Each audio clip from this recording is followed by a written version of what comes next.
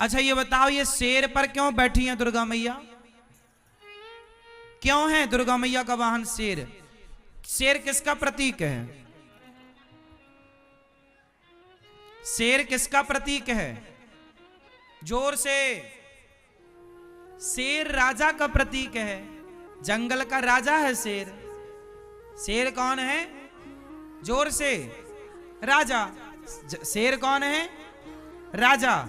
इसलिए जो राजा महाराजा होते हैं ना, वो अपनी सिंहासन पर शेर, उनके सिंहासन के पास शेर की प्रतिमा होती है। तो दुर्गा मैया शेर पर सवार हैं, शेर राजा का प्रतीक है। अब दुर्गा मैया शेर पर क्यों चढ़ी हैं और क्या मैसेज दे रही हैं? दुर्गा मैया का हाथ, दुर्गा मैया के हाथ कितने हैं? जोर से। 8। दुर्गा मैया कहती हैं 8 हाथ हैं मेरे, और 8 हाथ तब होते हैं जब 4 लोग खड़े हों। आप कितने लोग हैं? आप कितने लोग हैं? हिंदू कितने लोग हैं? हम सब 4 लोग हैं। हम सब कितने लोग हैं? 4। ब्राह्मण, क्षत्रिय, वैश्य और शूद्र। हम कितने भाई हैं? हम कितने भाई हैं? 4। ब्राह्मण, क्षत्रिय, वैश्य और ये चारों भाइयों के हाथ कितने हुए? 8। दुर्गा मैया कहती हैं कि तुम चारों यदि संगठित रहोगे तो दुनिया का कोई भी तुम्हारी तरफ देख ना पाएगा, तुम राजा बनकर सारी दुनिया पर राज्य करोगे। इसलिए दुर्गा मैया शेर पर सवार हैं। यदि तुम संगठित रहे तो तुम राजा रहोगे, और यदि तुम संगठित नहीं रहे तो तुम गुलाम हो जाओगे। और यही हुआ कि ब्राह्मण, क्षत्रिय, वैश्य, शूद्र आपस में लड़े। फूट डालो शासन करो की नीति अंग्रेजों ने अपनाई। हम देशवासियों को 700 साल तक गुलाम बनाए रखा। 500 साल मुगलों ने, 200 साल अंग्रेजों ने। हाँ या ना? यदि तुम संगठित होते तो क्या मजाल की कोई तुम पर आक्रमण करता? हाँ या ना? इसलिए संगठित होना जरूरी है। और दुर्गा मैया शेर पर सवार होकर मैसेज दे रही हैं कि तुम संगठित होगे तो राजा की तरह रहोगे, राजा बन के रहोगे। लेकिन आपको तो लड़ना है आपस में। जातवाद का जहर कुछ लोग घोलते रहते हैं। हमारी सारी देवी देवता जो वाहन है उसका एक अलग ही कारण है, लेकिन आप पता नहीं उस कारण तक पहुंचते हैं नहीं पहुंचते, समझते हैं नहीं समझते।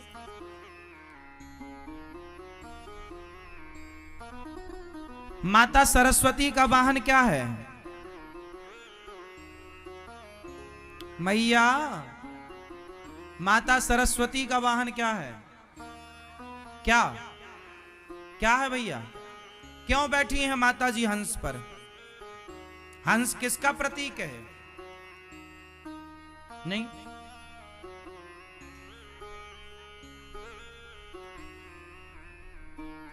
हंस का स्वभाव होता है कि वो दूध और पानी मिक्स करके रखने से वो दूध पीता है और पानी छोड़ देता है। तो हंस किसका प्रतीक हुआ? सार को ग्रहण करने का प्रतीक हंस है। सार को गही लहे, थोथा दे उड़ाए।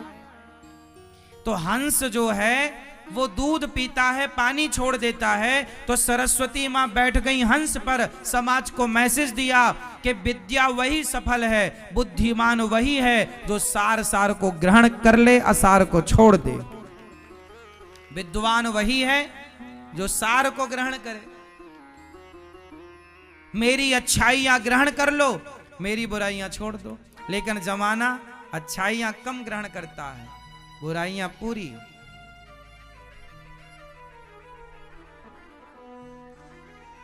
तो हंस पर बैठने के पीछे का मैसेज ये है। गणेश जी चूहे पर बैठे हैं। चूहा क्यों? चूहा किसका प्रतीक है? मैया बताएंगी, गुलाबी मैया, चूहा किसका प्रतीक है? नहीं, ये मैया बताएंगी, हमारी सोने वाली मैया जो जाग गई हैं।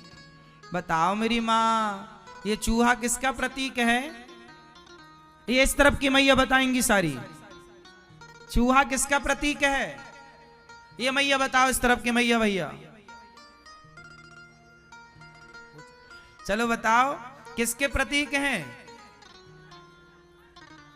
चूहा, मैया पीछे वाले भक्त बताएंगे चूहा किसका प्रतीक है?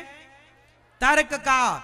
चूहा तर्क का प्रतीक, तर्क कुतरता रहता कुछ कुछ कुछ कुछ कुछ, चूहा तर्क का। और गणेश जी किसके प्रतीक हैं? बुद्धि के। गणेश जी है बुद्धि और चूहा है तर्क। तो गणेश जी चूहे पर बैठे हैं। बात ठीक है कि बुद्धि हमेशा तर्क पर ही सवार होती है। बुद्धि हमेशा, गणेश जी बुद्धि के देवता और चूहा तर्क का प्रतीक, तो बुद्धि तर्क पर ही तो सवार होती है ना।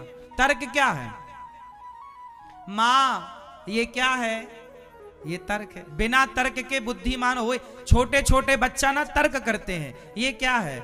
माँ ये क्या है? माँ ये अंगूर ऐसा क्यों होता है? ये मैया माँ ये केले के ऊपर छिलका क्यों होता है ना? ये आग गर्म क्यों होती है? ये चंदा को मामा क्यों कहते हैं? ये तर्क है। बात समझ में आ रही है? समुद्र गहरा क्यों है? ये तर्क है। अब बताओ, इस तर्क का उत्तर दो, समुद्र गहरा क्यों है? पानी ठंडा क्यों होता है? ये तर्क है। तो जब तक तर्क मीन्स क्वेश्चन, प्रश्न, आप जब तक तर्क नहीं करेंगे, प्रश्न नहीं करेंगे, तब तक आपका विवेक नहीं बढ़ेगा, बुद्धि। हाँ, इसलिए जिज्ञासु बच्चे अच्छे होते हैं। बच्चों का स्वभाव जिज्ञासु होता। माँ ये क्या है? ये क्या है? ये क्या है? ये क्या है? ये क्या है? माँ बताएगी ये ट्रेन है, ये बस है, ये ट्रेन कैसे चलती है, ये क्या होता है, ये क्या, सब बच्चे पूछते हैं। तो ये तर्क है, जिज्ञासु है, प्रश्न है। बिना जिज्ञासा के आप कुछ नहीं समझ पाएंगे। तो तर्क किस पर सवार है? बुद्धि किस पर सवार है? बुद्धिमान वही जो तर्क जानता है। जैसे मैंने कहा भगवान सब जगह होते हैं, फॉर एग्जाम्पल, जैसे मैंने कहा कि भगवान, तो आपने तुरंत तर्क कर दिया, महाराज जी सब जगह होते हैं तो दिखते क्यों नहीं? ये तर्क है।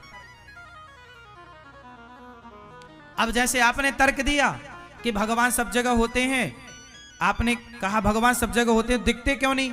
आपने ये मेरे से तर्क किया। ये तर्क मतलब ये प्रश्न, आपने प्रश्न पूछ दिया, तर्क किया। अब उसमें मैं दूसरा तर्क दूंगा कि जैसे मिश्री में मिठास होती है पर दिखती नहीं है, उसी तरह भगवान होते हैं, दिखते नहीं है। तर्क से तर्क को काट दिया। जैसे लोहे से लोहा कटता है, ऐसे ही तर्क से तर्क कटता है। ये तर्क शास्त्र होता है मेरी माँ, इसकी पढ़ाइयाँ होती हैं। इतने जल्दी तुम्हारी खोपड़ी में सब चीजें ना घुसेंगी, पर फिर भी हम तुम्हें समझा रहे हैं जितना तुम समझ पाओ। इसका बहुत पढ़ाई करनी पड़ती है, समझना पड़ता है चीजों को। तार्किक व्यक्ति भी बुद्धिमान होते हैं, बिना तर्क के व्यक्ति बुद्धिमान हो ही नहीं सकता। इसलिए बच्चों को तर्क करना।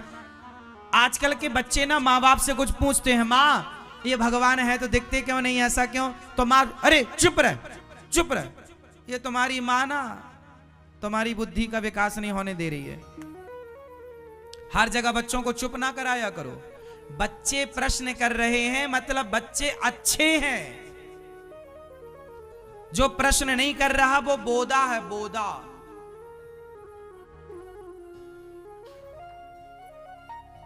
झंडू बाम कुछ नहीं पूछता, कुछ नहीं बोलता, बैठा ऐसे बोलते गांव में, बोदा कहीं का बोदा। वो बच्चे बहुत बुद्धिमान हैं जो बहुत सारे प्रश्न करते हैं। ये ऐसा क्यों? मतलब वो प्रश्न इसलिए कर रहे हैं, वो जानना चाहते हैं। वो क्या चाहते हैं? जानना। लेकिन आप माँ हो, आपको कुछ पता नहीं, बच्चे पूछ रहे हैं माँ ये भगवान दिखते क्यों नहीं है? तो चुप रह, भगवान पे सवाल खड़ा क्यों नहीं खड़ा करेगा? बताओ, उसे समझाओ, उसकी जिज्ञासा है, उत्तर दो। आपका धर्म है उत्तर देना। इसके लिए माँ बाप का सत्संगी होना जरूरी है।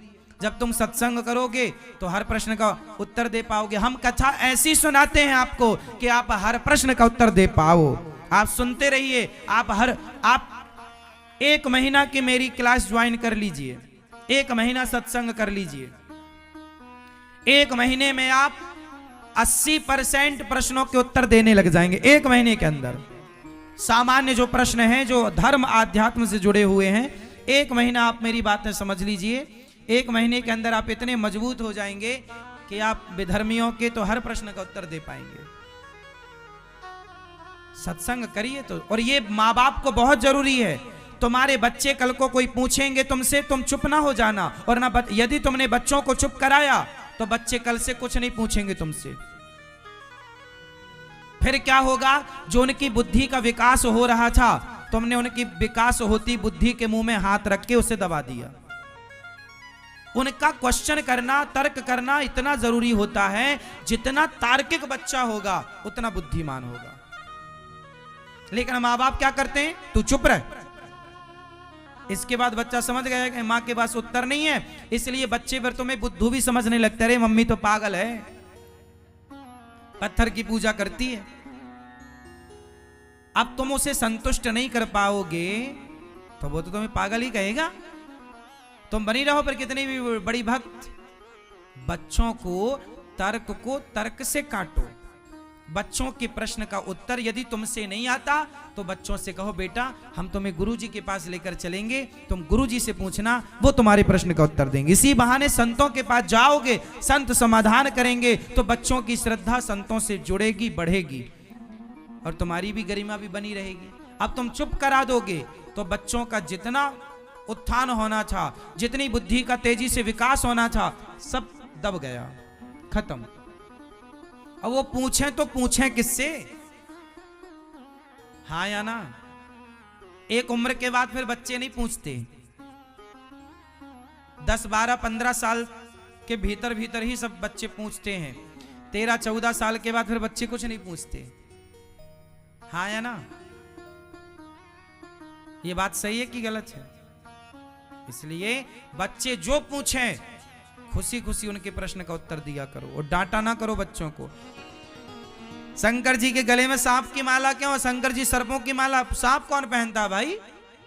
सोना चांदी पहनते हैं लोग। शंकर जी कैसे हैं? सांप पहनते हैं। सांप क्यों पहनते हैं शंकर जी? क्या मैसेज है? आप क्या सीखा आपने? हाँ, शंकर जी मैया, शंकर जी सांप की माला क्यों पहने हैं मेरी मां? नहीं मालूम?